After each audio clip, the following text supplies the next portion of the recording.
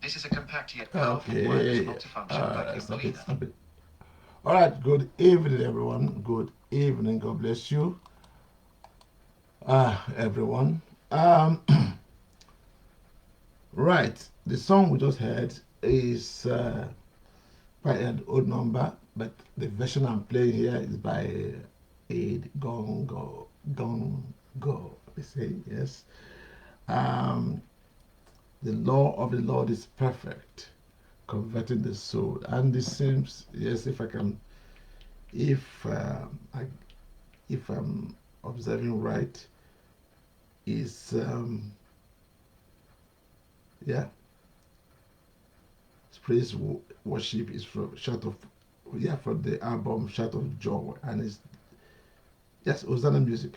Okay, so giving honor to whom honor is due.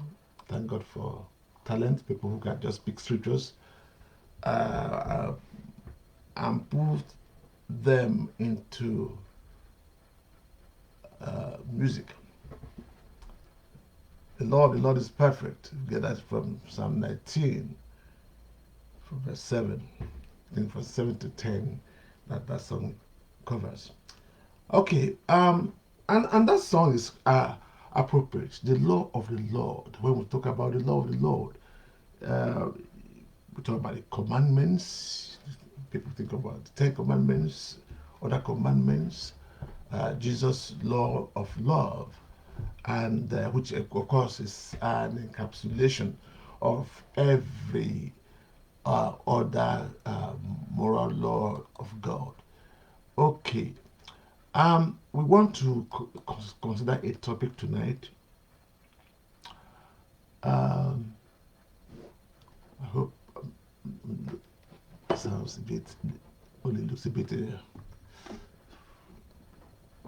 I hope the optics are not bad. Hopefully.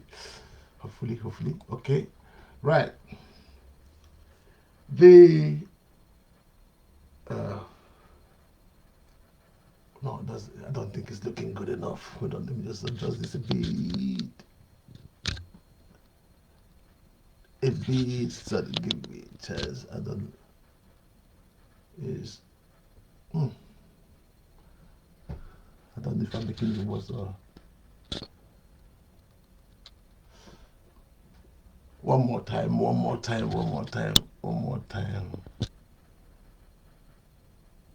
don't like that. I don't like that. No. Okay. All right. Okay. Thank you for that. So for bearing with me. Right. I want to welcome you to the Sentinel. Before I tell you the topic, I welcome you officially. So God bless you wherever you are watching from or listening from or whenever you are watching this and from wherever you're watching it. God bless you. Be with you. Fortify you. Bless all their efforts and endeavors. Okay. I am Reverend Cyril Okere, and this is the Sentinel, which is the media arm of Citygate Ministries International. Right. So as I was saying, we're looking at the topic, the sacredness of ownership. The sacredness of ownership. Right. Ownership. The fact of owning something. The fact that something belongs to you or belongs to Mr. A or Miss B or Mrs. C. Right? That concept, that idea of this belongs to this person and that belongs to this person and not that person. I'm saying or suggesting by the topic that it is sacred. There is a sacredness to that. Okay. So, and what does that mean?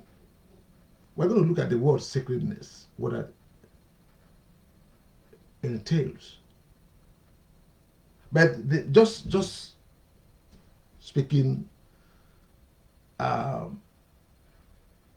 cursory consideration of that word, we then suggest or hint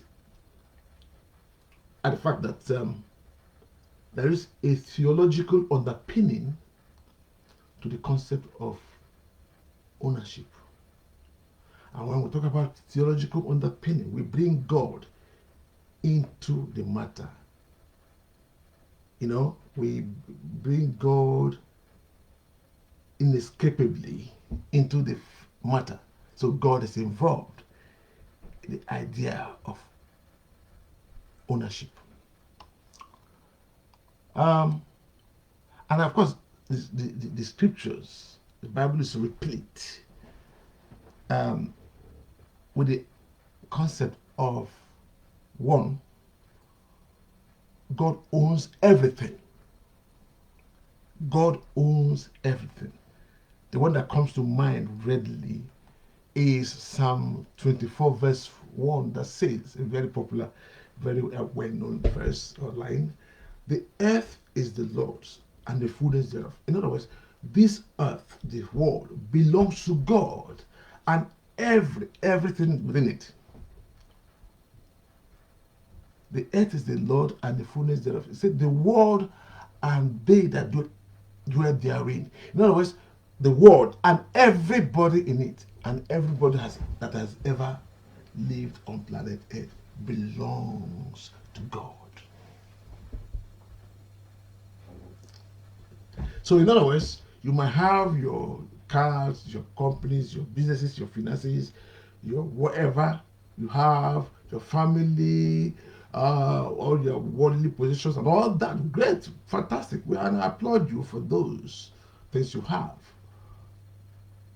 But if the Lord owns you, as our people will say, if He owns you, He owns the land you are standing on. He owns you, and He owns everything you own or you think you own. So if there is this theological connection or this connection with God, this link of ownership or the idea of ownership to God, the implication is multifarious. The implication is vast. The implications are deep. Okay. For one, should I say it now? It then means that you are only a steward of that which you possess. You're simply and at best a steward of that which passes through your hand. You know what that means again? That there will be a day of reckoning, accountability, because stewardship implies accountability. That which you have, you hold in custody does not belong to you. And there's a lot of scriptures flying through my mind now.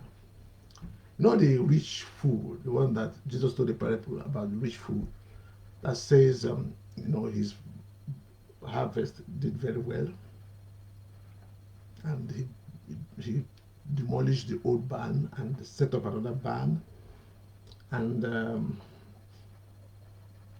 feed all this. In fact, he said, "No, this is what I'm going to do."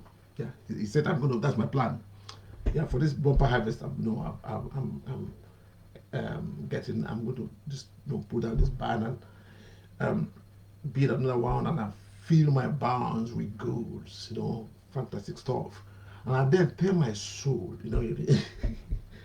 he tells his soul, says, "Soul, okay, you've worked hard, you deserve it, so now chill and rejoice and have fun." Okay, people say that all the time. Yeah, I retired this age and I'll buy a house here, do investments here, whatever, put in, invest in this and that, and they just relax in my 40s and 50s or whatever, and just turn the world. Yeah, people say that in our day all the time. So in that sense, the man did not say anything that is strangely. That is strange. From our 21st century environment. But it says, God says to the man, "You fool." He's a fool. A fool can make money. A fool can make millions. A fool, someone can make millions. See the fool. In fact, somewhere in the Psalms, they say that a man of prosperity, a man of great wealth without wisdom is like a beast that perishes. It's like an animal. So people might be bound down to you, deferring to the person, say, "Oh, you're a great guy." Yes. The whole world, the people kind of bound and scraping, looking for what they can get out of you, and your word, your word is like a law to them because of, yes, you got great possession, and people respect you for what you got. But from heaven's point of view, say the person might be a fool. So he said, "You fool, tonight, this very night, your soul will be required of you." In other words, that he will die. And let us see then who or this is will belong to, who it will go to, who will inherit this your stuff. That's that you have so much confidence in. And he said that Jesus said that so is everyone. That's the fate of everyone who is rich but not towards God. So there's nothing wrong with being rich. But if we're rich, or our richness does not have any correlation, it's not related to God, we don't ascribe it to God, we don't use it to honor God, then that's foolishness. Foolishness. And Jesus said, what shall it profit a man if he gains the whole world and loses his own soul? Right. So, yes, I started by saying that first thing we see that, everything belongs to God. And I quoted Psalm 24 from 1. That I can go on and on with other scriptures which I actually have here, but let me just mention perhaps a couple more.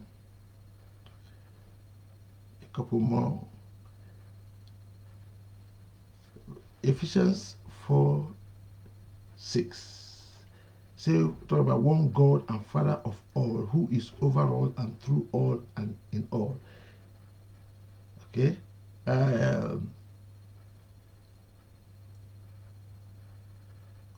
Okay, that's one. There are plenty. Haggai 2:8. Silver is mine and gold is mine, declares the Lord of hosts. Psalm 50:10. For every beast of the forest is mine, the cattle on 1,000 hills.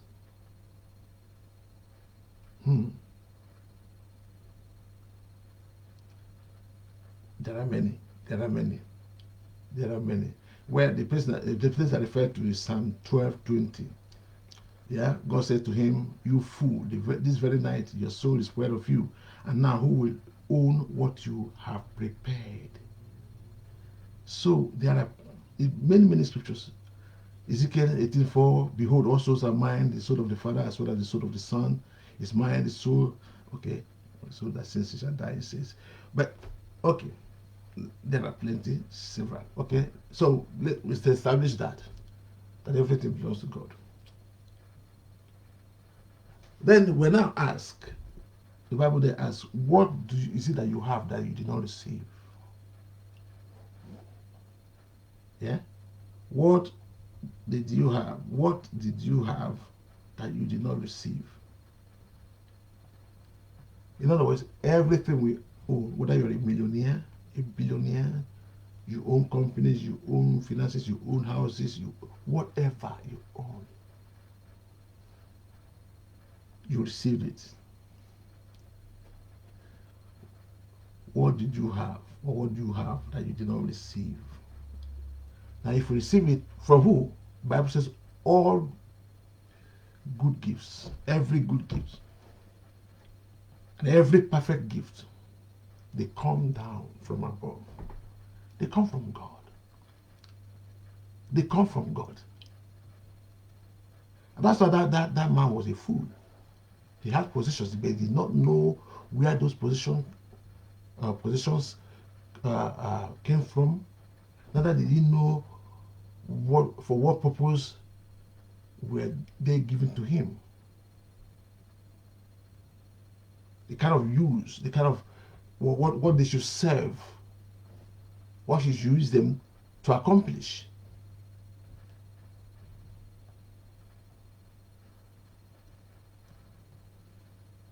Whatever we have, it belongs to God.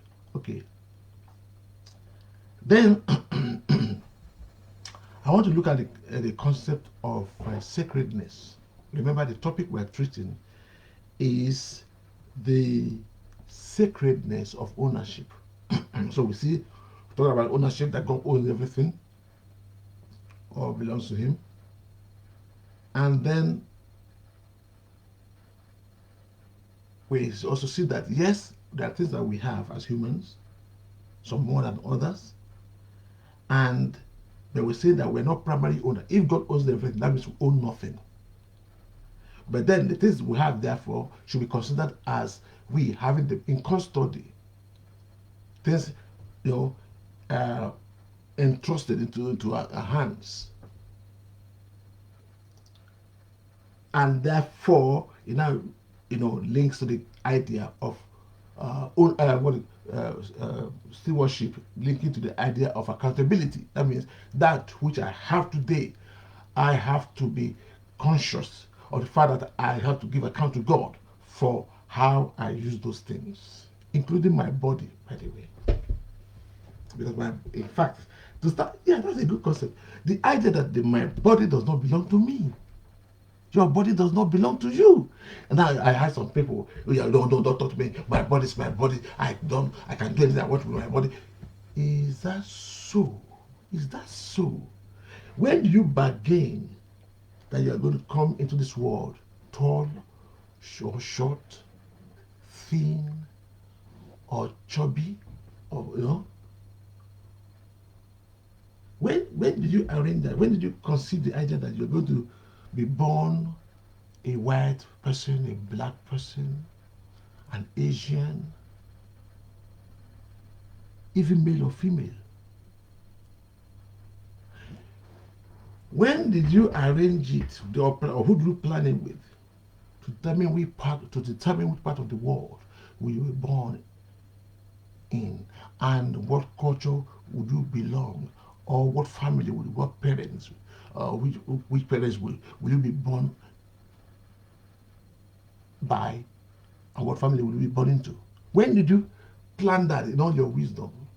So it becomes foolish then, for you in all your glory and beauty and all your sophistication and eloquence, and you come and say, well, my life is my life, I do whatever I like, nobody should bother me. Is that right? Your body does not belong to you. Your life does not belong to you. Look at this man. This man, as great as he was, as fantastic a businessman as he was, somebody who is a strategic planner, that he was. Say tonight, your soul will be required of you. Tonight. God said tonight is a gonna, and that happened. You cannot okay, let's fear God, guys. Let's fear God. Okay.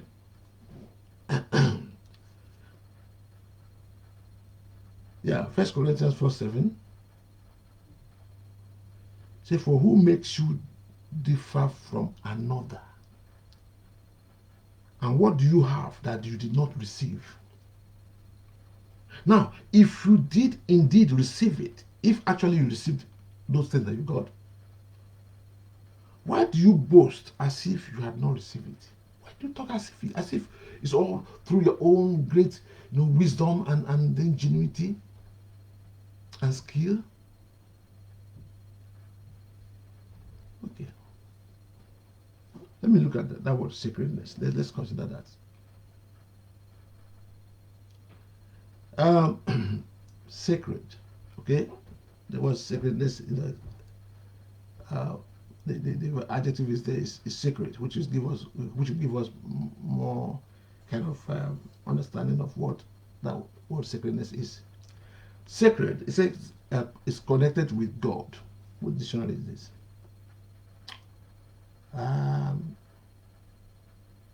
It says it has to do with Oxford languages. Anyway, maybe Oxford dictionary.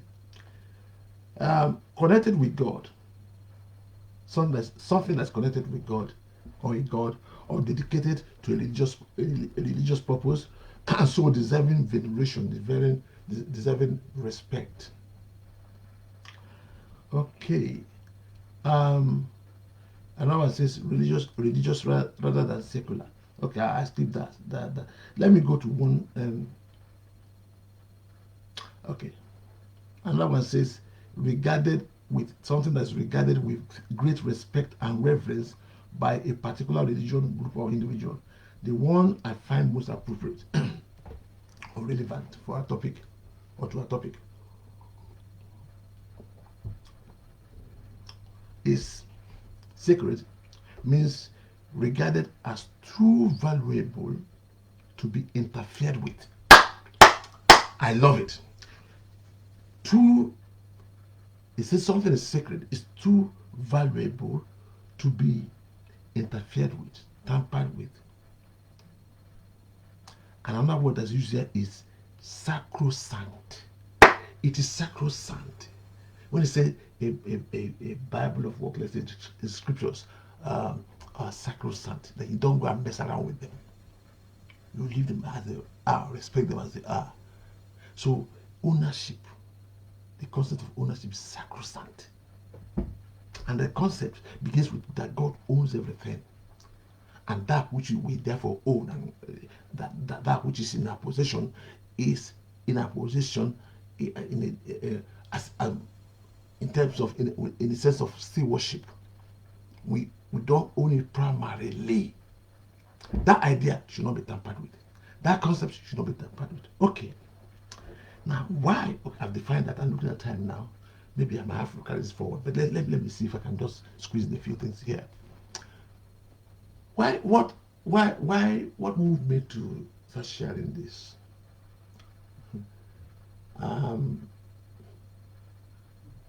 Like an awareness, a kind of sharp awareness, painful awareness, how people disrespect what belongs to others.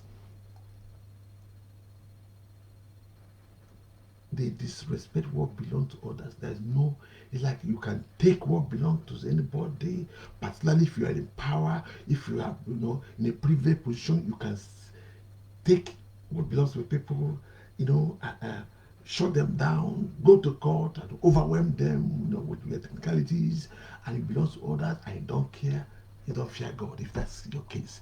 Okay, let's go to the Bible. Maybe a phrase that I picked up next week. Yes, I think I have to. Let's go to Bible. First scripture I have to read here is the case of First Kings 21, Naboth. Naboth. Now this Naboth, we don't know much about him apart from this, this story. This guy, a citizen, in Samaria. Okay, he had a vineyard,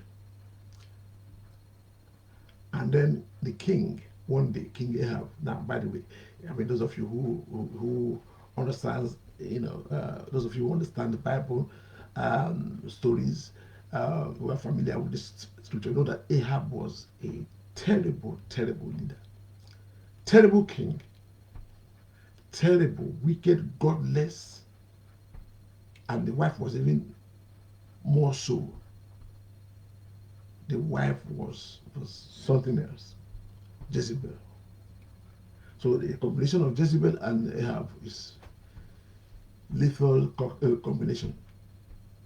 Okay, and verse 1 of 1 Kings 21 says, and it came to pass after these things that Naboth the Jezreelite had a vineyard which was in Jezreel. Naboth had a vineyard next to the palace of Ahab, king of Samaria. Now let me pause there. Can you imagine you owning a property? Yeah, maybe land or property, bit of property near the king's palace, near the seat of power, near the those of us in UK here, near Buckingham Palace or wherever, different places where different residences of the British monarch. You have a property there. First of all, the value will rise. The value of that property will be something else. The equity in that property will be something else. Let's say in Nigeria, have a property near Aso Rock, in Abuja, or near White House in US, or where the Champs-Élysées in France. Okay, so this man had a vineyard near the king's palace. So, verse 2, Ahab spoke to Naboth, saying, give me your vineyard, that I may have it for a vegetable garden. Because it is near. That's the reason why I want it. It is near. Not because I don't have other lands. Not because not just for any, not because it doesn't belong to you. just because it's near to my house, it look good, for me to own it. It's near where I live. So give it to me. Give it to me. Give me. I want it. And for it, I will give you a vineyard better. I give you a better vineyard. You got a better vineyard? You got something better? Why are you not satisfied with that? Why are you not satisfied with the better one that you got? If it's better, why not enjoy it? Okay? Maybe you plan to take it from somebody else to give to neighbor. And for it, I will give you a vineyard better than it. Or if it seems good to you, I will give you its worth in money. I will pay you. Remember, it's got a lot of equity. I will give you a lot of money for it. Okay.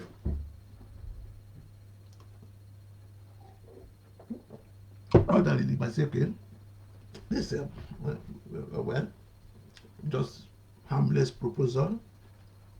If it's between two citizens, two equal, two citizens of equal social status, okay, we say, yeah, okay, do you want it or not? Deal or no deal? We say deal, fine, you get your money and go. No deal, okay, fair enough. But you're talking about a king, an absolute monarch, who is godless, wicked, a killer,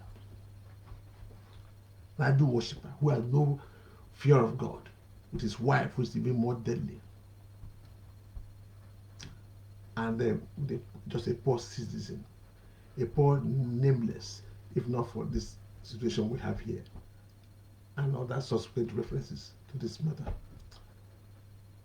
So the power relations there, the power equation there is not balanced at all. Can you imagine being summoned by, I don't know, the president, a powerful president, with the accoutrement of, and the routine of, security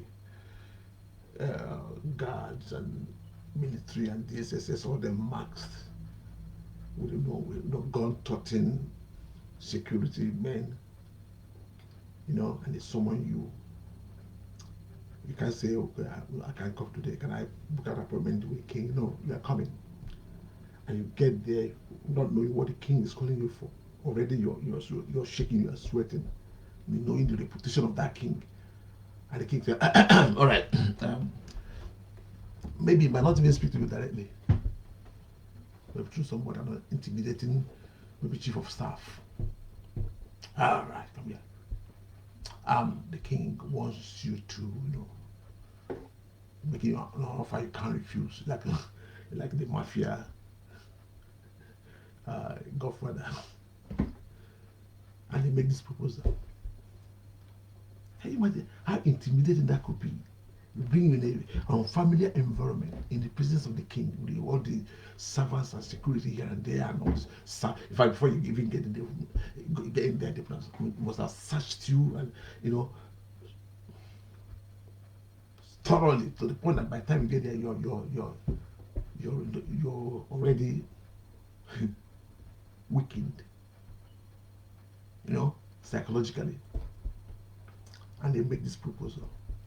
I know if you say no, what could happen under this administration.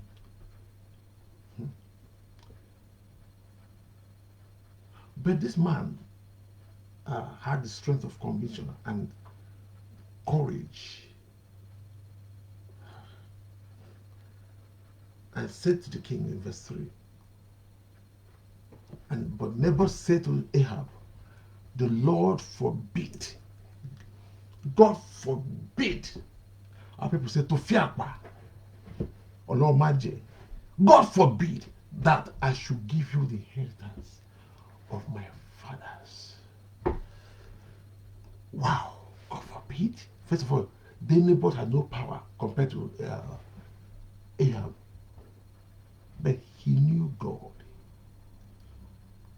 He knew Yahweh. He feared God.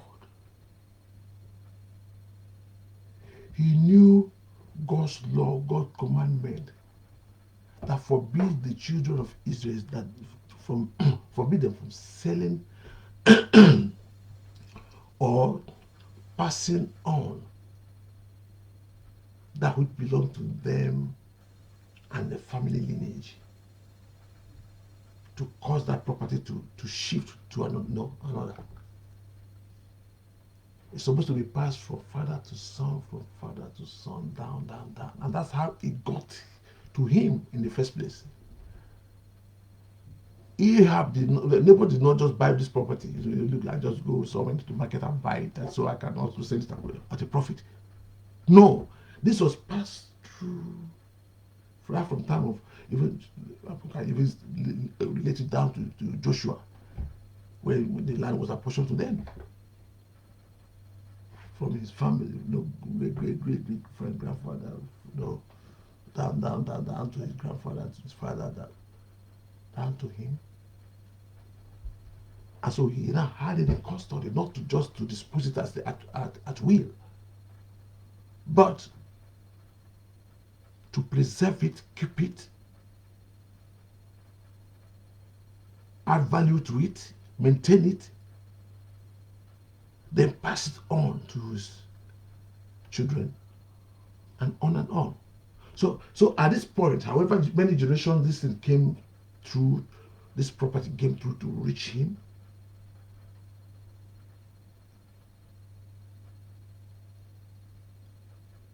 now here he's not going to be the weakest link.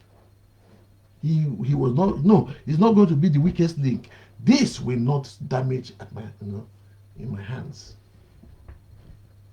This will not damage. That is a sense of responsibility for that which that thing that was passed on from generations upon generations, and that which I have now in custody, responsible not just for the ancestors past and their memories, but also to the generations to come. That's the burden that was upon this man, and he knows it.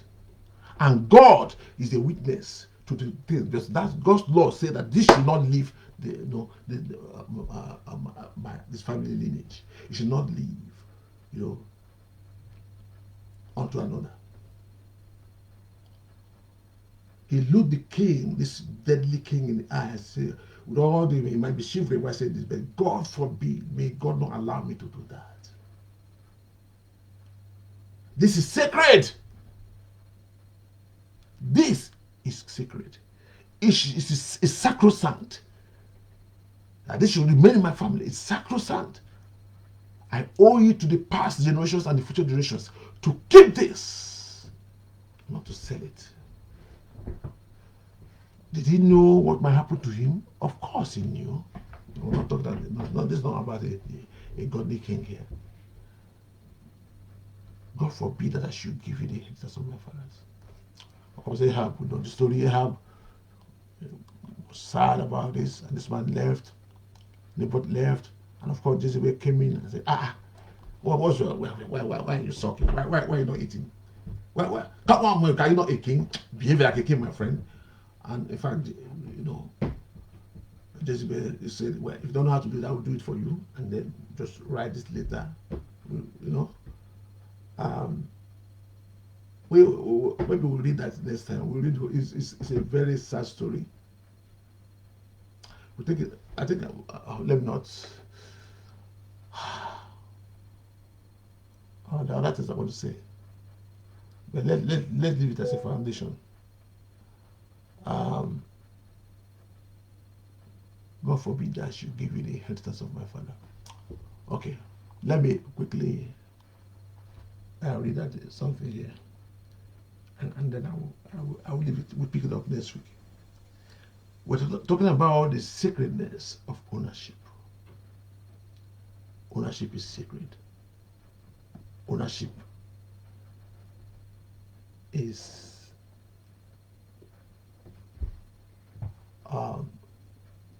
something that's connected with God.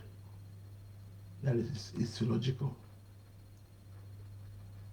Now, one of the commandments of God in one of the 10 commandments It's found, as found in Exodus 20:17, says, "You shall not covet, you shall not lust after, covet your neighbor's house. You shall not covet your neighbor's wife, nor his male servant, nor his female servant, nor his ox, nor his donkey, nor anything that is your neighbor's, including their position."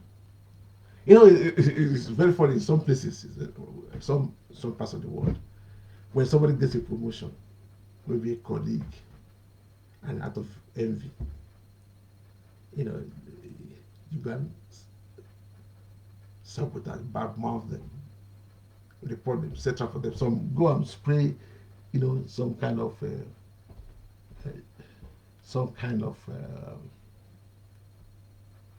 what do they call that thing now?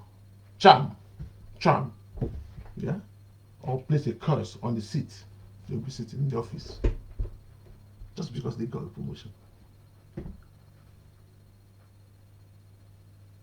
so that they will lose that position, or they will die. So something will happen to them, they'll not be able to function in that position, so that they come back to you. You're coveting, you're possessing, and God sees. Let me summarize. You know this story, I'm not going to read it, but this neighbor story, but let me just summarize it. I'll read it next time. This is, but what happened? Jezebel wrote this letter in the name of they have an accused neighbor. In fact, they asked them to set up some kind of witnesses, hired witnesses. It's a source of billion, and they were accusing him of blaspheming against God. In fact, they told them to proclaim a fast. They should fast. So that's a religious guise to this plot, a religious appearance of religion. Go and fast, yeah. You declare fasting, and then have this man seated with high honor among the people. Wow. Pick him and put him in high honor, almost like sit him among the princes. Yes, treat him like a nobility. Butter him up for slaughter, and get two men, scoundrels, and get them all over in different countries. In my country, unfortunately, you have scoundrels that government, the horrible, ungodly government and leaders, they hire, they are the payroll of evil politicians to cause mayhem, to kill and to maim and to destroy and vandalize the life, and destroy the life and vandalize the property of those who do not belong, who do not agree with them, who have the same opinion. We have it in different nations of the world, particularly scoundrels. They cannot get people of noble spirit, people of honor. No, they can't get them, because those who will not agree with their stupid game, they will get scoundrels on their payroll. People that they weaponize people's ignorance and poverty, and arm them to the teeth, and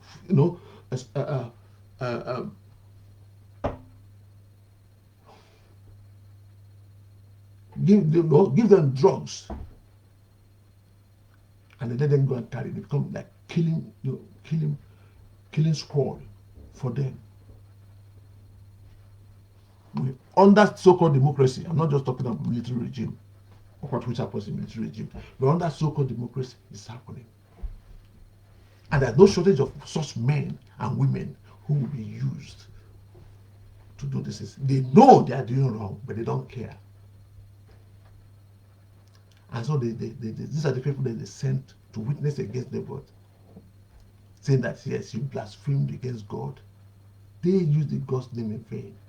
And and the king, what did he say to the king? Then they took him outside the city and stoned him to death, and he died. We're going to pick that up again. And of course, so that he grant his land. So in this story, we see that law you shall not covet. In fact, out of the 10 commandments God gave to the Israelites through Moses, Ahab and his wife violated a total of 5, but in this story alone, 4. I say 5 because, first of all, they were idol worshippers. They led Israel into deeper apostasy. I know Ahab's dad, Jeroboam, I think, started it. Was and his dad has his. I forgot if his dad or the grandfather. Anyway, he started it, but Ahab took it to another level. And Jezebel, of course, idol worshiper. So they worship idols. That's God's commandment. Thou shalt not worship another God except me. They broke that one. Then in this story alone, they blasphemed the name of God, using God's name in vain, declining a fast, unto God. But the intention is to kill. And they say, 2, they bore false witness that neighbor blasphemed God. 3, they coveted. I shall not covet your neighbor's house or anything that belongs to your neighbor. They broke that commandment.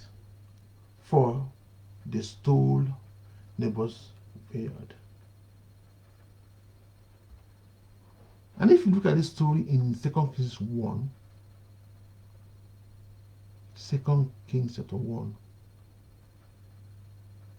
you see that it tells us that this man did not just kill neighbor. They killed neighbor and his sons, so that it doesn't. Okay, we're going to go back to that. We're going to come to that. Okay, let me leave it here now. I think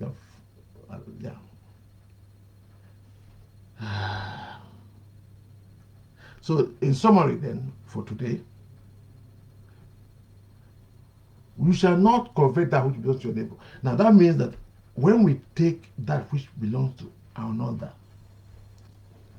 without their permission, we assault God's law. It's an assault on God's law. We disrespect God, who owns everything, by the way, who has given that piece of land or piece of whatever or whatever your neighbor have. God has given them that privilege of owning those things in custody. So we violate God's law and assault His law. And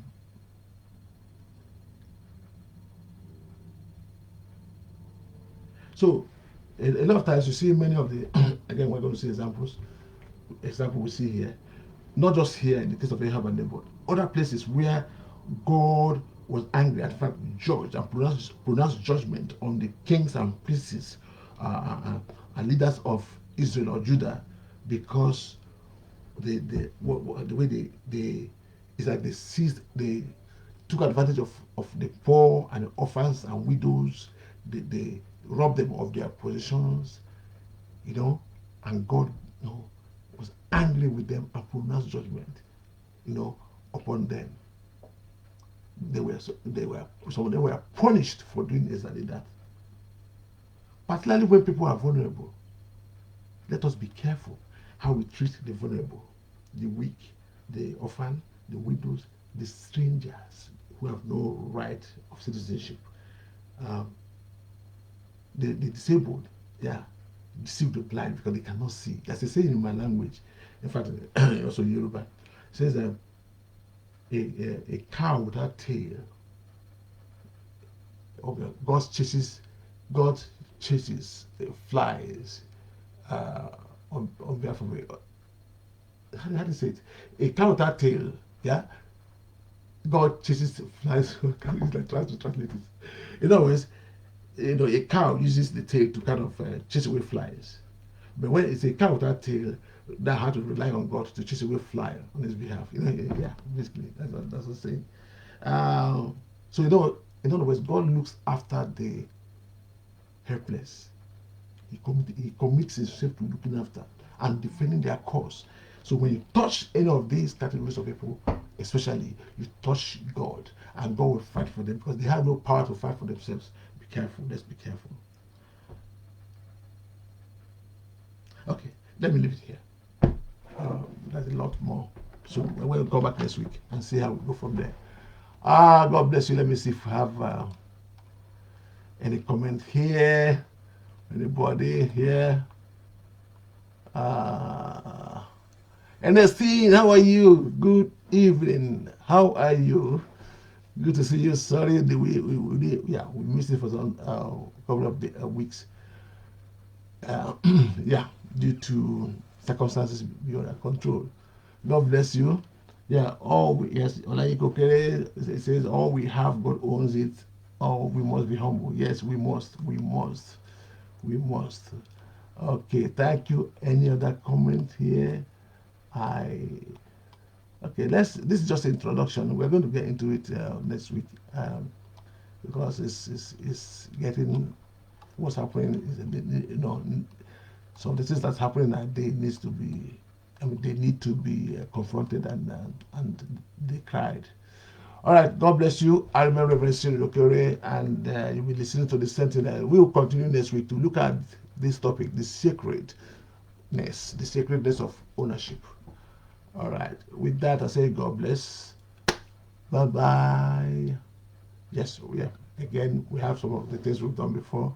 You can find them on our YouTube channel, Citygate TV, and yes, you can find anything about us, what you want to know about us, about the ministries of Citygate Ministries.